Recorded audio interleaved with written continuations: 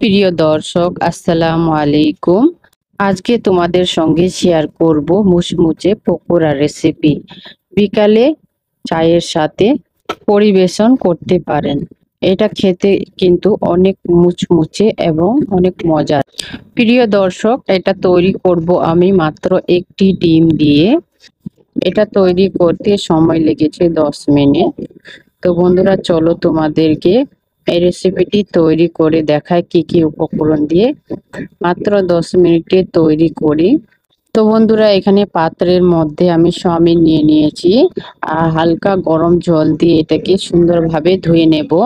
তো বন্ধুরা, এখানে আমি জলের মধ্যে প্রায় 1 মিনিটের মতো জলের মধ্যে রেখেছিলাম। আর জলটাকে হাত দিয়ে চেপে চেপে সুন্দরভাবে বের করে নিতে হবে। তো এইভাবে আমি জলটাকে বের করে নিয়েছি, একদম এটা ড্রাই হয়ে গেছে। এর মধ্যে এখন আমি ডিম অ্যাড করব। তো এখানে আমি একটা মাত্র ডিম দিয়ে এই রেসিপিটি তৈরি করব।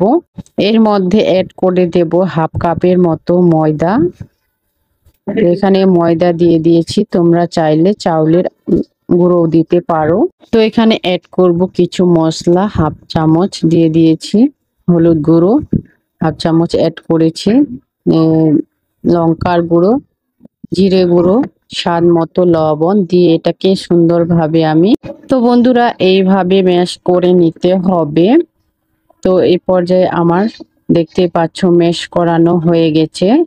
তো গ্যাসে কড়াই বসিয়ে দিয়েছি, সামান্য তেল অ্যাড করেছি, তেলটাকে গরম করে নিয়েছি। এখন আমি চাউমিনগুলোকে ফ্রাই করে নেব। তো বন্ধুরা, এখানে গ্যাসটা লো টু মিডিয়ামে রেখে ফ্রাই করার চেষ্টা করবেন, তাহলে ভিতর থেকে ক্রিস্পি হবে। তো বন্ধুরা, এইভাবে যদি বিকালে 1 কাপ চায়ের সাথে এরকম রেসিপি হয় তাহলে তো মন ভরেই যাবে।